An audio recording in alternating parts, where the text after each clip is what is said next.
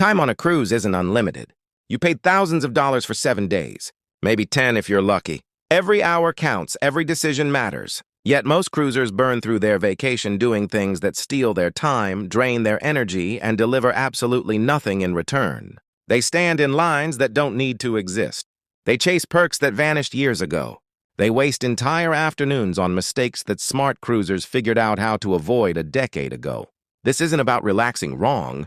This is about passengers who come home exhausted, disappointed, wondering where their cruise went. In this video, I'm counting down the 15 most ridiculous time wasters plaguing cruise ships in 2026.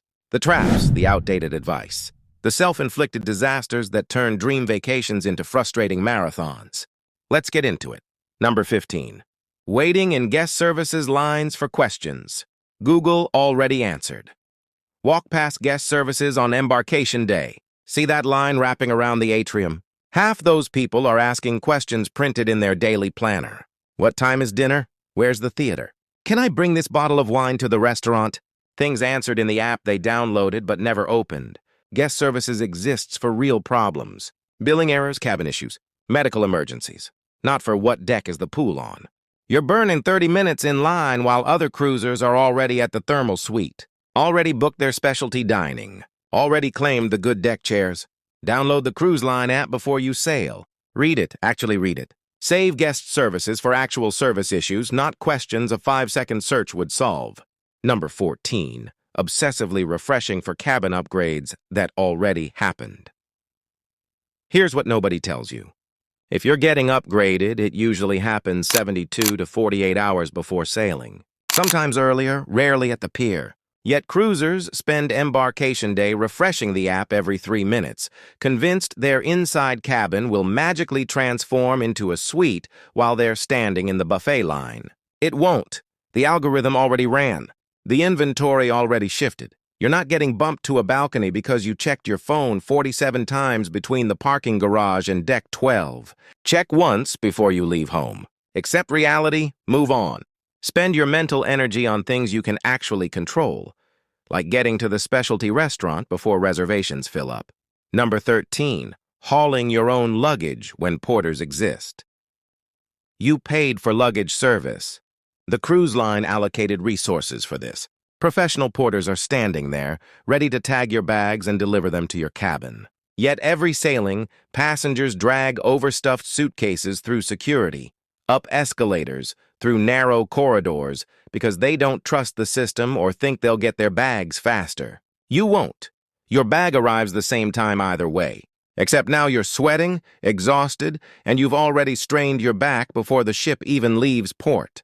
Tag your luggage, hand it to the porter. Walk onto the ship with just your carry-on. Arrive at your cabin refreshed, not destroyed. This is literally what you paid for. Number 12. Attending the muster drill late and making everyone wait. Muster drills are mandatory. Not optional, not if you feel like it. Coast Guard regulations require your physical presence in your assigned muster station. Yet every cruise, passengers treat this like a suggestion.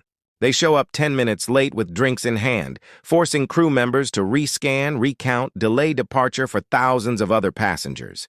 You're not just wasting your time, you're wasting everyone's time. The ship can't leave until muster is complete. Every minute you're late is a minute the captain can't release the moorings. Check your muster time in the app. Arrive 5 minutes early. Get it done.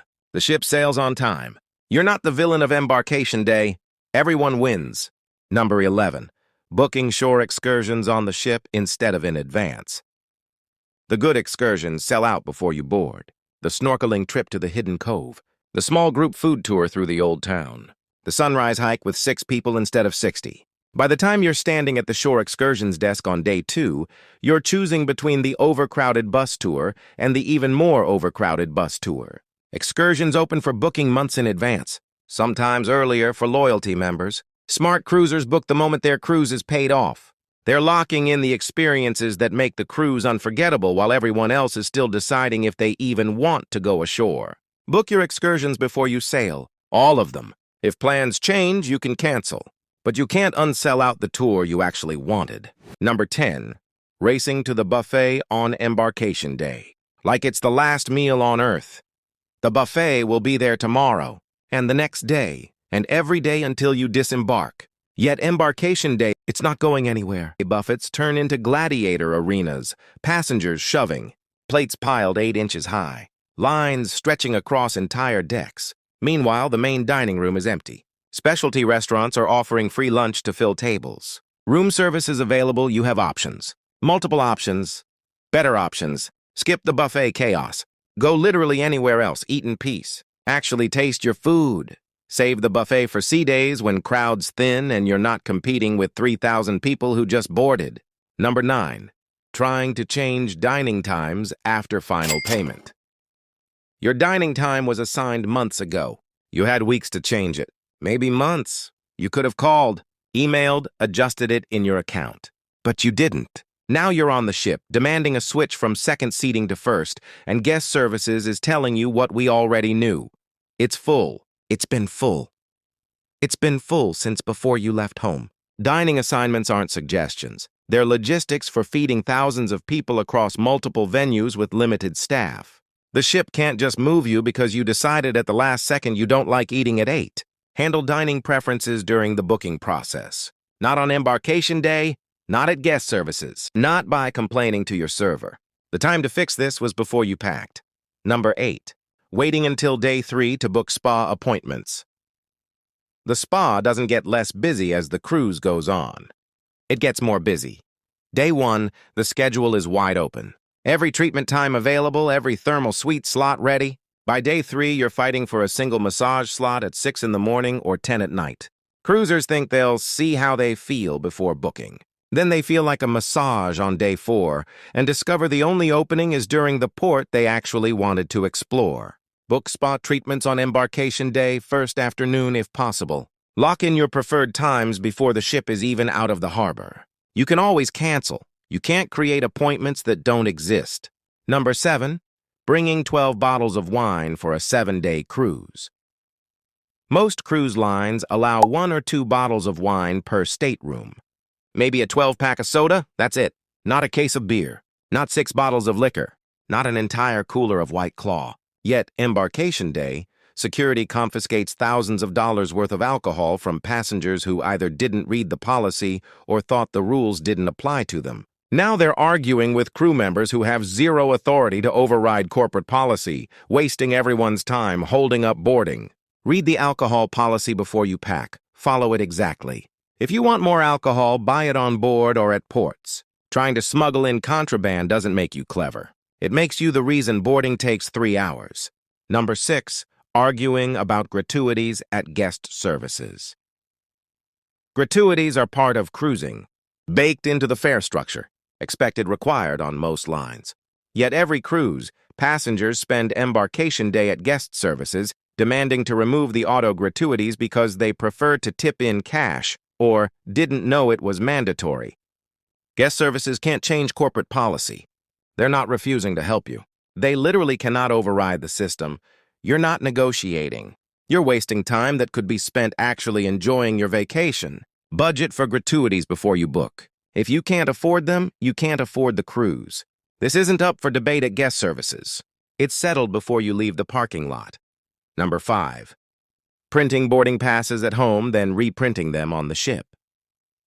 Your boarding pass is digital, in the app on your phone. You don't need a physical copy. You definitely don't need to print it at home, lose it, then spend 20 minutes on embarkation day printing another one. The ship uses your cruise card for everything after you board. Your printed boarding pass becomes instantly irrelevant the moment you scan it at security.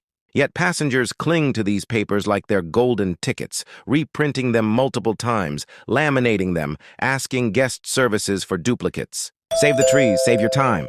Digital boarding pass. Cruise card done. Number 4. Showing up to sold-out shows without reservations. Production shows require reservations now. Most cruise lines implemented this post-pandemic. It's not first-come, first-served anymore.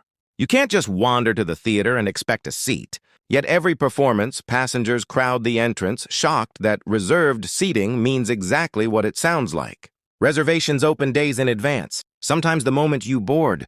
Smart cruisers book their shows the same time they book dining and excursions. They're already seated when you're still asking if there's a standby line. Reserve your shows early, all of them. Popular performances sell out within hours. If you're waiting until after dinner to decide, you're watching from your cabin TV. Number 3. Booking back-to-back. Port excursions with zero buffer. Time. Your excursion says, returns to ship by 2 p.m. So you book another excursion at 2:15, except the first one runs late. Traffic happens, weather delays, bathroom stops. Suddenly, you're sprinting across the pier, missing your second tour, losing money on both because neither company refunds your poor planning.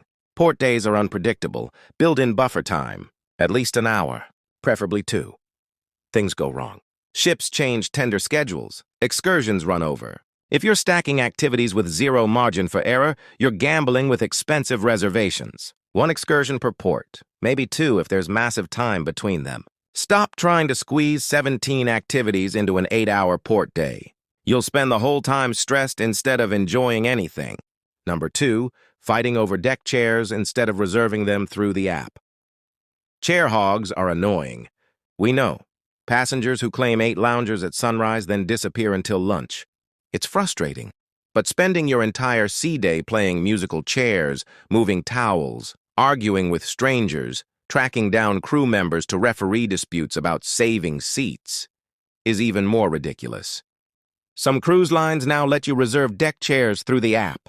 Specific chairs, specific times, guaranteed seating without the drama. Yet passengers ignore this, preferring to wage territorial warfare over vinyl loungers like it's a competitive sport. Reserve chairs digitally when available. Arrive at your assigned time. Enjoy your spot. Let the chair police fight amongst themselves. Number 1, disembarking last to avoid crowds and missing your flight. The biggest time waster, the most dangerous gamble. Passengers who think sleeping in on disembarkation morning and leaving last means they avoid crowds. Wrong! You avoid crowds. You also avoid making your flight. Customs doesn't speed up because you're the last one through. The port doesn't magically empty faster. You still wait. Except now you're racing to the airport with zero buffer time, praying traffic cooperates, hoping security lines are short, stressing the entire ride home. Early disembarkation times exist for a reason. Pick one, set your alarm. Leave with time to spare. The cruise is over. Trying to squeeze out 3 more hours of sleep isn't worth missing your flight and spending $1,000 on last-minute rebooking. These aren't just minor inconveniences. They're vacation killers, time thieves. The difference between cruisers who come home rested and cruisers who need a vacation from their vacation. Every minute you spend on these ridiculous time wasters is a minute stolen from the experiences you actually paid for. The ports, the shows, the moments that make cruising worth it. So be smarter, plan ahead. Read the policies, use the app. Stop fighting battles that don't need to exist. Your cruise is waiting. Don't waste it.